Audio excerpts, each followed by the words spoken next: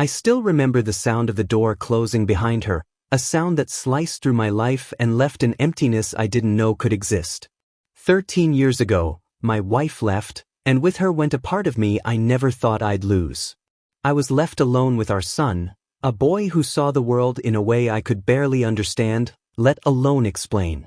The house felt heavier that day, every corner echoing her absence. I tried to tell myself she'd come back, that it was just a bad moment, but deep down, I knew this was different. Our son, barely 4 at the time, clutched his mother's sweater to his chest, his small hands trembling. His eyes, wide and questioning, searched mine for answers I didn't have. "Where's Mommy going?" he asked, his voice fragile. I knelt down, forcing a calmness I didn't feel. "You had to go, buddy. Some people make choices that don't make sense to us, but we'll be okay." He didn't understand fully. How could he? He was just a child, and I was barely holding myself together. I felt anger bubbling beneath the surface. Anger at her, at life, at the helplessness that came with being suddenly responsible for a soul who relied entirely on me. But there was also fear, a deeper fear, that I might fail him. That fear, I realized, would become my constant companion. The first weeks were the hardest. Every morning I woke to the silence where laughter should have been, to the empty side of the bed, and to the weight of a responsibility I had only ever shared. I balanced work, therapy sessions, meals, and the small victories that came with understanding my son's world a little better each day. Every drawing he made, every word he struggled to articulate, felt like a window into his mind. I clung to them, the tiny proof that he was thriving despite the storm. Some days the anger returned in waves. I would catch myself staring at her note over and over, the words she had left. "I need to find myself. You'll manage." Manage. As if raising a child who saw the world differently was something one could simply manage. As if love and patience were commodities to be allocated at will. But I managed, and in those early days, that was all I could do. I had to become more than a father. I had to become a fortress for this little boy who didn't understand the world or why the person who was supposed to protect him had vanished. The neighborhood felt quieter without her presence. Walks to the park, once shared with her, were now mine alone. I remember holding his hand tightly, feeling the small warmth against my own, promising, without words, that I wouldn't let him fall. And in those moments, I saw glimpses of something I hadn't anticipated: resilience. My son had a quiet strength, a patience and an awareness that went beyond his years. Watching him navigate life, even in those small, seemingly inconsequential ways, gave me hope. But hope was fragile. One afternoon, while trying to cook dinner, I caught myself imagining her walking back through the door, smiling and apologetic, expecting everything to be as it was. I realized then that the absence was permanent, that there was no simple reconciliation coming. And in that realization, a new determination grew inside me. I wouldn't let him feel the betrayal of her departure as deeply as I did. I would absorb it, carry it for both of us, and make sure he knew he was safe, loved, and capable of more than I could imagine. Evenings were the hardest. After he went to bed, I would sit alone in the living room, staring at the empty chair she had left behind. Memories clung to the walls. Laughter over breakfast, her hand brushing his hair back, the soft tones of bedtime stories. They haunted me, a reminder of what was gone and what I needed to protect from further harm. I started keeping a journal, writing down every frustration, every fleeting moment of triumph, every time he smiled despite the confusion in his eyes. It became a map of survival, a testament to what it meant to keep going when the ground beneath you had disappeared. At work, I was distracted, exhausted, and often resentful.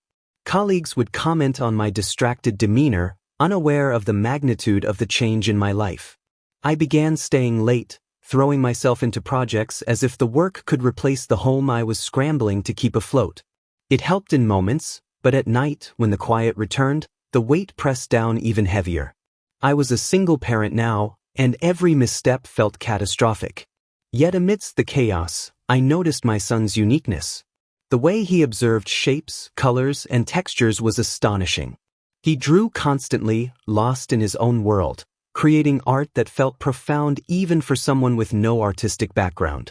I started buying him better supplies, watching him for hours as he worked, feeling pride and awe intertwine. In those moments, the pain of abandonment was muted, replaced by a sense of purpose. I realized then that this child, fragile as he seemed, was going to thrive, and I had to be the one to make sure he could. I remember the first night I truly allowed myself to cry. He was asleep, his small chest rising and falling peacefully. I thought about the life we could have had, about the choices she made, and about the years ahead I would spend protecting him from disappointment, from pain, and from the echoes of her absence. I cried not just for loss, but for the love I carried alone, a love that had to be enough. And yet, there was a strange kind of serenity in that moment. I understood something vital. Life had changed irrevocably, but I was still here. I was still capable. And so was he. I made a silent vow, a promise to myself and to him, that no matter what storms came, we would face them together. She had abandoned us, yes, but we were not broken. Not yet, and maybe not ever. As the days blurred into weeks, I began noticing the small rhythms that defined our new life. Breakfasts became rituals, therapy sessions turned into milestones, and walks to the park became lessons in patience and observation. My son's laughter, rare but genuine, reminded me why I endured the exhaustion and the heartbreak. Each day, I was learning not just to be a father, but to be his anchor, his constant in a world that had shifted beneath his feet. Even as I write this now, years later, I can feel the weight of that day pressing against my chest, the finality, the abandonment, the fear. But I also feel the first flickers of resilience, courage, and quiet determination. That day, the day she left, set the course for everything that followed. It forced me into a role I never expected, challenged me in ways I couldn't have anticipated, and ultimately shaped the bond one now share with my son, a bond that no absence, no betrayal, could ever break. Little did I know, that day was only the beginning. That day planted the seeds for the journey that would test every ounce of patience, every fragment of love, and every measure of strength we had. And I promised myself even then that whatever came, we would face it together, and that he would never have to face the world alone. The first few years after she left were a blur of routines, small victories, and moments that threatened to break me entirely. I learned quickly that raising an autistic child alone was less about following a guide and more about inventing one on the fly. Every day was a series of experiments. What foods he would eat, what words would reach him, how to calm a storm he couldn't name. The house was alive with patterns, schedules, and the quiet hum of a life that had been rewritten without warning. There were mornings when he would greet me with a smile that lit up the room, and I felt a warmth that erased every worry, every sleepless night. And there were mornings when he would retreat into himself, shutting the world out, and I had to find a way in without frightening him further. I became fluent in his silences, his hesitations, his subtle gestures. I became a translator of his inner world, and in that role, I discovered a patience I didn't know I had. I watched him draw endlessly. Crayons, markers, paints, each medium a doorway into his imagination. His fingers danced across paper, creating forms and shapes that seemed to capture emotions beyond his age. I began to realize that his art wasn't just a hobby. It was a language, a voice he had developed in the absence of words that always felt right. And I encouraged it. I stocked up on supplies, set aside time for uninterrupted creation, and marveled as his small masterpieces began to take form. Work became a balancing act of survival and guilt. Colleagues would comment on my distracted demeanor, on the long hours I logged, the missed social events, the dinners left uneaten. They didn't know the stakes. They didn't know that every moment I wasn't with him could feel like I was failing. And maybe I was. Maybe I still am. But each time I saw the concentration on his face as he sketched a figure or blended colors into something extraordinary, I knew I had to keep going, that my exhaustion was worth every second. Therapy sessions were a world unto themselves. I sat in waiting rooms, notebooks in hand, scribbling observations, questions, insights. I learned to read the subtle shifts in his mood, the triggers that could cause meltdowns, and the strategies that could calm them. I became both a student and a protector, constantly adjusting, constantly learning, constantly growing alongside him. There were moments of raw frustration, though, when I questioned myself, my decisions, my capability to do this alone. I would lie awake at night, thinking of her and wondering how she could walk away from something so precious. The anger and hurt were constant companions, but I learned to contain them, to keep them from seeping into the small, delicate world we were building. I had to shield him even from my own despair. And yet, in all the struggle, there were sparks of joy. A successful drawing, a breakthrough in communication, a moment when he laughed at something truly funny, unprompted. Those moments felt like triumphs, like proof that despite everything, we were finding our rhythm. I began to see his talent not just as a quirk or a coping mechanism, but as a window into a future he could shape for himself, a life that could hold beauty even without her. I remember one particular evening, the sky heavy with the blue-gray of impending rain. He was sitting at the kitchen table, paints spread before him, completely absorbed. I watched quietly from the doorway, the weight of the years pressing against me, and felt a surge of pride so strong it was almost painful. Here was this small, fragile being, abandoned yet unbroken, creating something that made the world a little richer. And I thought maybe, just maybe, we could survive this. Not just survive, but thrive. Neighbors offered help sometimes, and I accepted sparingly. I couldn't allow anyone to see the cracks, the moments of weakness. I had to be strong, not just for him, but for the example it set, for the assurance it gave him that the world, though unpredictable, was still navigable. Each day, each small success, reinforced my belief that we could do it, that we could endure, that we could build a life defined not by abandonment, but by resilience. Evenings became sacred. We would sit together after dinner, sometimes reading, sometimes working on art, sometimes just sitting in silence. Those moments, though quiet, were rich with connection. I learned to cherish them, to notice the smallest glances, the tiniest gestures that conveyed understanding and trust. It was in these moments that I realized the depth of our bond, the strength it gave me, and the quiet power he held within him. I also began to notice that his way of seeing the world was extraordinary. The colors he chose, the angles, the shapes, even the unusual combinations of elements. There was something in his perspective that went beyond talent. It was vision, intuition, expression. I felt an intense responsibility to nurture it, to protect it from the judgments of others who might not understand. It became my mission, almost a sacred duty, to ensure his gift had the space to grow. Sleep often came reluctantly. I would lie awake, mind racing with the logistics of tomorrow, the fears that never truly faded, the longing for a partner who would never return. Yet, beneath the exhaustion, there was a quiet determination that anchored me. I was no longer just surviving. I was adapting, evolving, and learning to see the beauty in the struggle. I realized that the challenges were shaping not just my son, but me as well, forging a resilience and patience I hadn't known existed.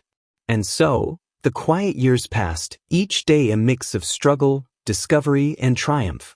I learned that love in its purest form is both exhausting and exhilarating, both painful and redemptive. Every routine, every drawing, every breakthrough became a testament to endurance, to the bond we shared, and to the possibility that even in the absence of the person who should have been there, we could still find completeness, still find joy, still find purpose. In those years, I realized that our lives, though altered by her absence, were rich in ways I hadn't imagined. The quiet years were not empty. They were formative, defining, and ultimately, the foundation upon which our future would be built.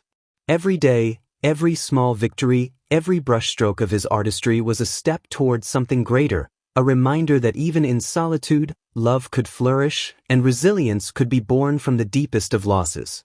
I never expected a single painting to change everything, but the day his work was selected for a local gallery exhibition, something shifted in both our worlds.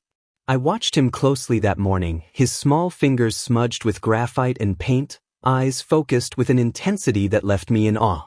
There was a quiet determination in him, a calm I couldn't always claim for myself.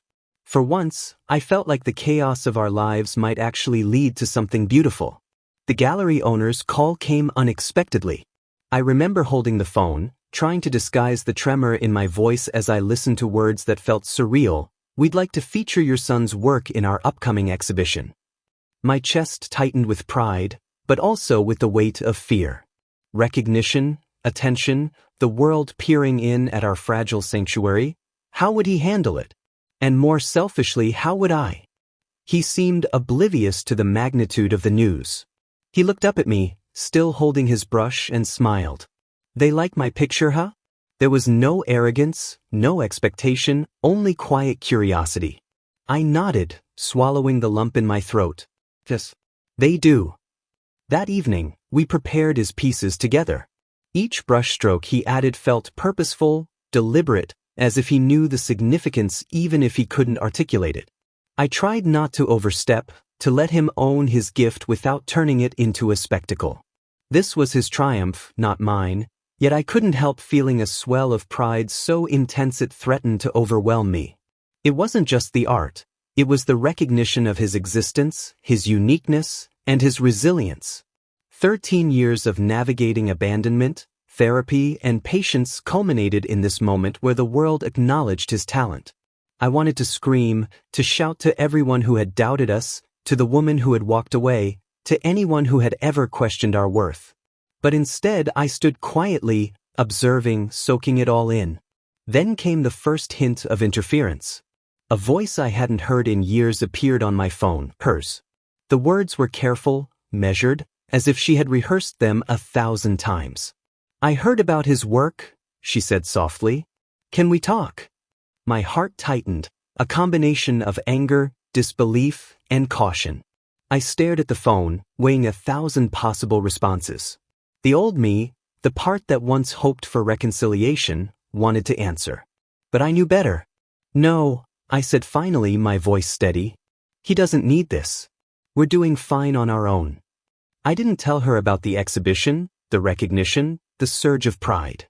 Some victories were ours alone. Some battles didn't need spectators.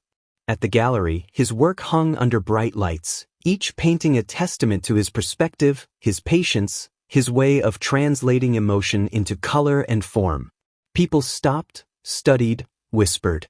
Some marveled at the complexity, others at the raw, unfiltered expression. I stood to the side, invisible in a way I had grown accustomed to, letting him receive the attention without my shadow looming over it. He didn't speak much during the exhibition. Observing him, I realized that his calmness wasn't ignorance. It was confidence rooted in mastery. He didn't need applause or validation. The act of creating, of sharing, was enough. I felt my own tension release in waves, the fear that had gripped me for years dissolving slowly.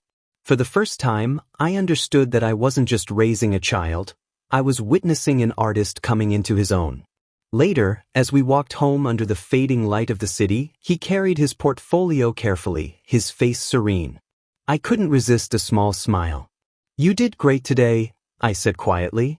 "I like painting," he replied, simple, honest, profound. Nothing more needed to be said. His world was straightforward, genuine, and I envied that clarity sometimes. Back at home, I noticed something subtle, a spark in his eyes when he spoke about his work, a quiet pride, a hint of ambition. And then it struck me, this was only the beginning. The world would take notice, and people like her would want in. Recognition brings not just applause, but scrutiny, and I feared the intentions behind her sudden interest. I promised myself silently that I would protect him, that I wouldn't let the past intrude on this moment of triumph. As we prepared for bed, he sat cross-legged on the floor, sketching another idea, and I couldn't help but marvel at his focus. The house was quiet, save for the faint sound of pencils scratching paper. I reflected on the years it had taken to reach this point, the endless routines, the therapy sessions, the patience, and the sleepless nights. Every struggle had led to this first taste of success, and I felt a cautious optimism that perhaps, despite everything, we could handle whatever came next. That night, I stayed awake longer than he did, thinking of the path ahead. Recognition was a double-edged sword. Fame, attention, even money could complicate a life that had finally found its rhythm. But I also knew something vital. He had grown resilient, strong, and capable in ways that even I hadn't anticipated. I needed to trust that. I needed to let him lead when the time came. As I finally drifted into sleep, I felt the subtle shift in our lives, the quiet momentum of possibility. The first taste of success had arrived, bringing pride, hope, and the faintest shadow of the challenges yet to come. And I knew, deep in my chest, that whatever storms lay ahead, we had the strength to weather them together. That day marked the first real victory, but also the first test of how we would face the world, and the people who might try to interfere. The sound of the doorbell that day felt different. Not ordinary, not a visitor dropping by. It carried the weight of years of absence, of choices made and abandoned. When I opened the door, there she was, flanked by a lawyer, her posture poised, her eyes calculating. 13 years had passed, but the pain and betrayal were fresh, like it had all happened yesterday. The boy behind me clutched my leg, peering cautiously at the woman who had left him for another life. "I hear he's been doing very well," she said, voice polished, almost rehearsed. "And now, I'd like what's legally mine. Half of what he earns." Her words hit me like a punch. I felt anger flare, mingled with disbelief and an old, aching hurt. She abandoned us for years, and now she wanted a claim on everything we had built together? I stepped forward, placing a hand lightly on my son's shoulder. "No," I said, my voice calm but firm. "She walked away once. She doesn't get to profit from our lives now." The lawyer interjected with legal jargon, citations, and thinly veiled threats, but my attention was entirely on my son. His small hand tightened around mine, his expression unervingly composed. I realized then that he sensed the stakes far more clearly than I did at that moment. We spent the next few hours in tense negotiation, though most of it felt like a dance of shadows. Words were exchanged, papers shuffled, and I listened to every calculated sentence with a mix of fury and disbelief. She tried to sway me, to appeal to some buried emotion, but there was nothing left. Her absence had stripped her of that leverage. The boy, meanwhile, observed quietly. His eyes, usually so focused on his art, were sharp and analytical. At one point, he reached out, touching a piece of paper she had brought. His voice, soft but unwavering, cut through the tension. "I don't want her to have it," he said. It wasn't a question, it was a declaration, a boundary drawn in the quietest of tones. I felt pride mingle with a renewed sense of purpose. He was learning the power of his own voice, the courage to assert it even in the presence of someone who once had complete control. Throughout the confrontation, I realized something vital. My protective instinct, so finely honed over the years, had to be tempered. I couldn't make all the decisions for him anymore. I had to trust his judgment, his growing sense of self, and his ability to navigate the complexities of his own life. Letting go felt terrifying, but also necessary. She left that evening with the same composure she had arrived with, but I could see a flicker of frustration in her eyes. We had not reacted the way she expected, and for once, she had no power over us. I closed the door and exhaled deeply, feeling the tension drain slowly, leaving behind an eerie quiet. My son turned to me, his gaze steady. "We'll be okay," he whispered. It was more than reassurance. It was a reminder that he was not just surviving, he was capable of standing tall against the storms of life. The house felt different after that. The threat had passed, but the lesson lingered. Recognition of his talent brought more than applause. It brought envy, desire, and intrusion. We had been tested, and though the battle was far from over, we had emerged with our dignity intact. I realized I could not shield him from everything, but I could provide guidance, support, and trust. Sometimes, that was more important than protection. That night, I watched him sketch quietly at the kitchen table. His focus was unwavering, the world around him fading into insignificance. I understood, more clearly than ever, that his strength was intrinsic, a quiet force that had been cultivated over years of patience, love, and resilience. My role was shifting, from protector to partner in his journey, from decision-maker to guide. I reflected on the contrast between the person who had abandoned us and the young man quietly asserting his boundaries before my eyes. Life had handed us betrayal, but it had also handed us clarity. The boy I raised, so often seen as fragile or dependent, was demonstrating a fortitude that even I sometimes struggled to claim. And I knew, with an almost visceral certainty, that whatever challenges lay ahead, we were ready to face them together. By the time he went to bed that night, the weight of the confrontation had settled into a quiet resolve. We were not victims of her choices. We were survivors, builders of our own narrative, and custodians of a future she could no longer touch. As I watched him drift to sleep, I understood that the true measure of strength wasn't in the battles fought alone, but in the courage to let someone find their own voice and claim their place in the world. The evening ended with a sense of cautious optimism. We had been tested, our bond challenged, and yet it had held firm. And in the quiet aftermath, I realized that this confrontation was just the beginning of a much larger journey. The storms of the past had taught us resilience. The battles of the present were teaching us strategy, patience, and trust.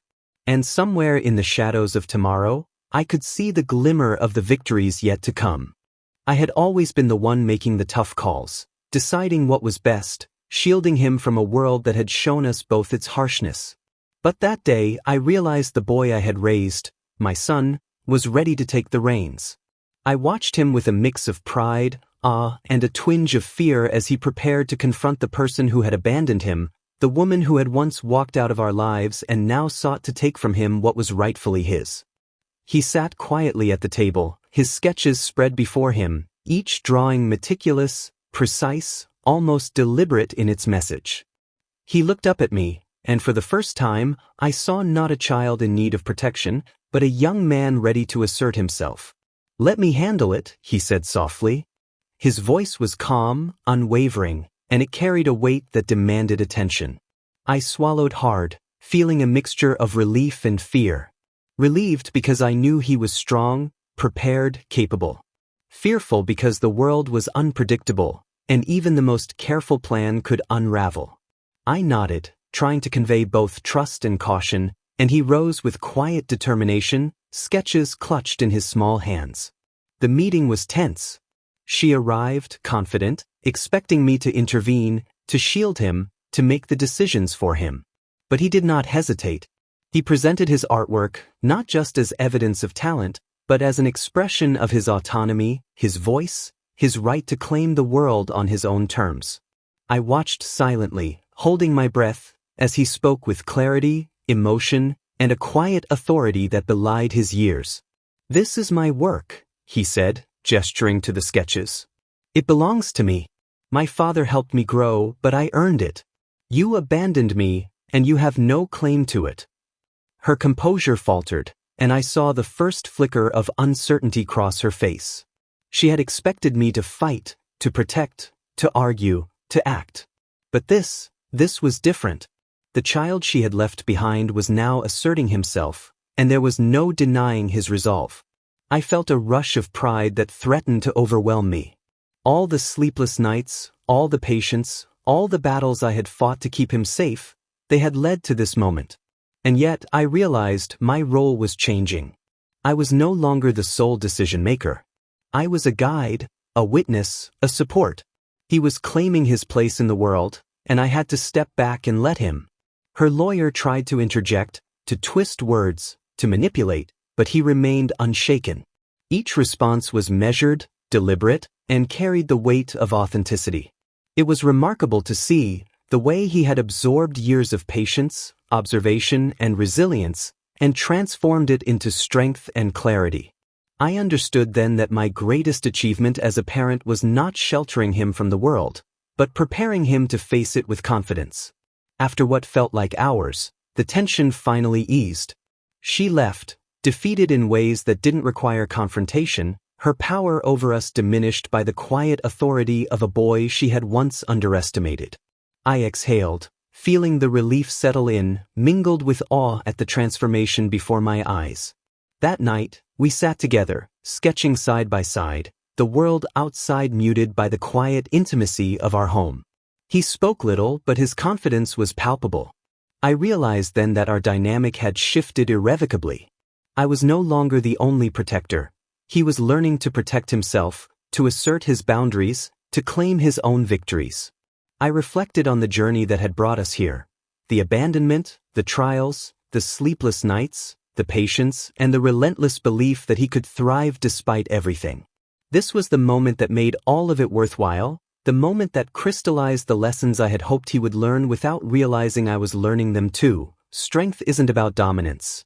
It's about resilience, clarity, and the courage to stand in your own truth. As I watched him lay out his sketches, I felt a quiet sense of fulfillment. The boy who once clung to me in fear and confusion was now asserting himself in ways that were calm, deliberate, and mature.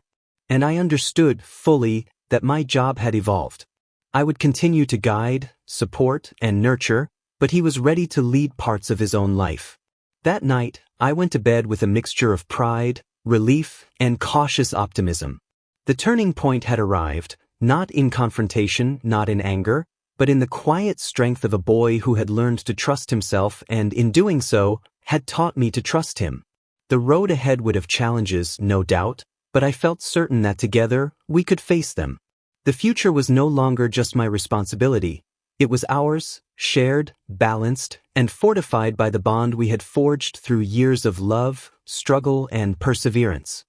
The day of the confrontation arrived, and I felt a tension in the air that pressed against my chest with every step I took. The office was sterile, quiet, and heavy with anticipation. I could feel my heart racing, not for myself, but for him.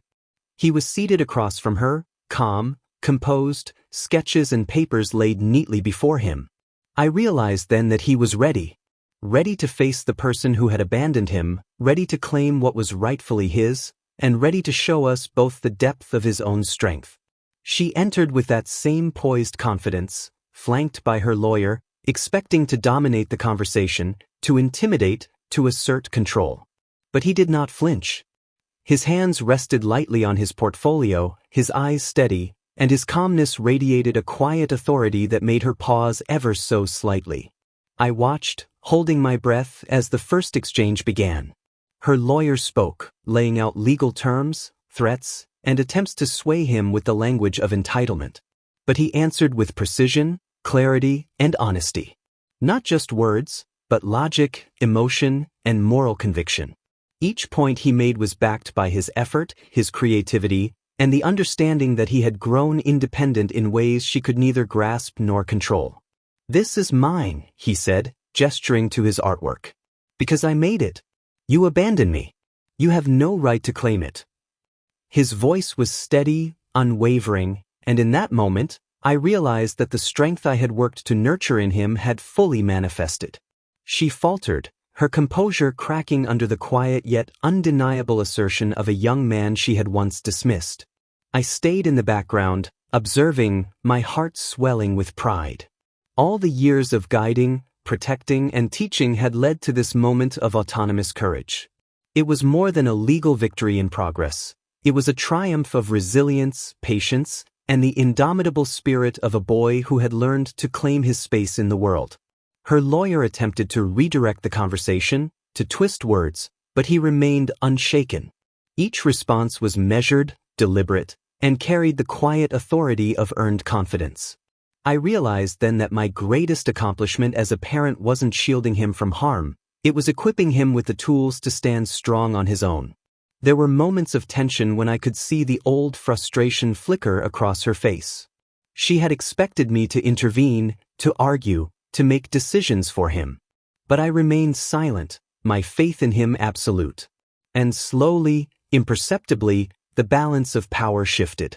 She realized that the child she had once left behind was no longer dependent, no longer vulnerable, no longer a piece of her past she could manipulate. As the hours passed, the confrontation reached its apex. He presented his case not just legally but morally, using his artwork, his demeanor, and the sincerity of his argument. She was defeated, though not by volume or aggression, but by the quiet, unassailable force of his integrity and his claim to his own life. When it was over, we left the office in silence. The tension of the day lingered in the air like a dense fog, but I felt an immense relief. We had faced the storm, and the boy I had raised had emerged unscathed, empowered, and dignified. I looked at him, seeing not just my son, but a young man who had learned to trust himself, to assert his rights, and to navigate the complexities of life with clarity and confidence. Back home, the quiet of our house felt comforting, almost celebratory. He returned to his sketches with that calm focus I had come to admire so deeply. I sat nearby, watching, reflecting on the journey that had brought us here. Every sacrifice, every sleepless night, every challenge we had faced, abandonment, therapy, isolation, had led to this moment of triumph. I realized then that our bond had deepened in ways that words could not capture. He had taken the lessons of his childhood, the patience, the resilience, the observation, and applied them to the world with a wisdom beyond his years. And I had learned too, sometimes, the greatest act of love is stepping back, letting go, and trusting the strength you helped nurture to guide its own course. As night fell, I walked past his room, watching him draw by lamplight. The faint scratching of pencil against paper was a lullaby of normalcy, triumph, and quiet confidence. We had faced a challenge that could have broken us, but instead, it had solidified who we were: father and son, partners in life, resilient in the face of betrayal.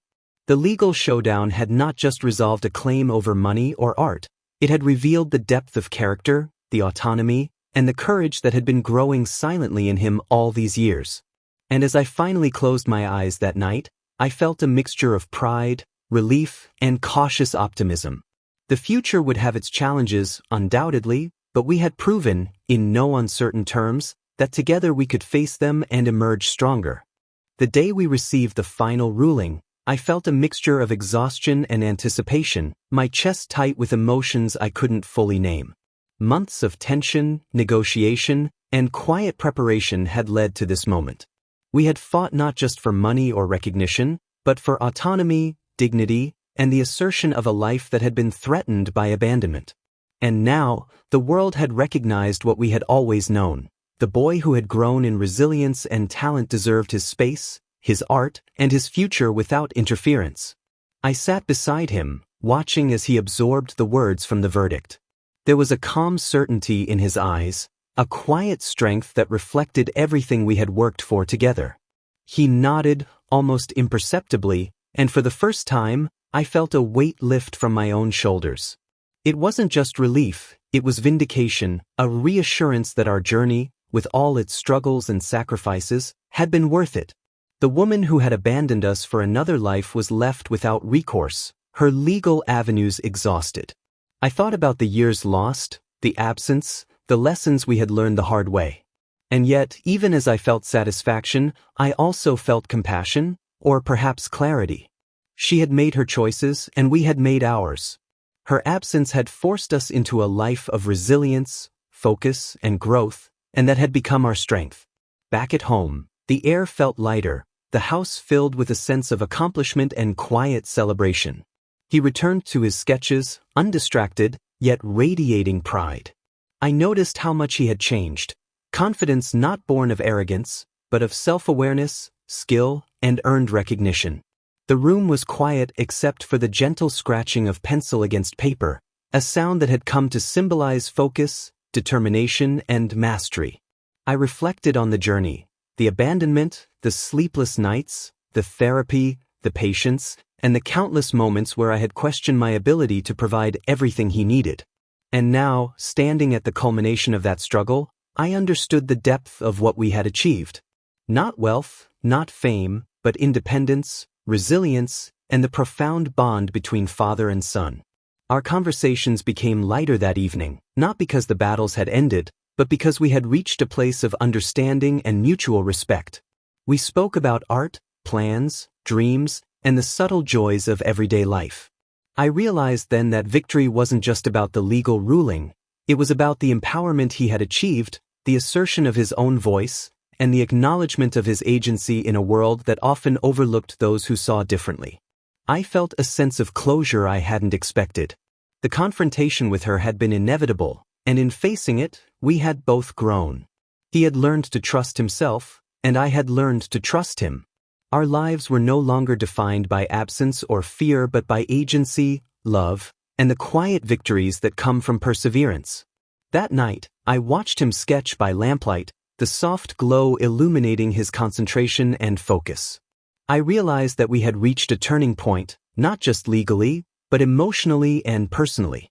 The boy who had once clung to me for guidance now had the strength to face challenges independently, and I had the humility and pride to watch him do so, knowing my role had evolved into one of support and guidance rather than control.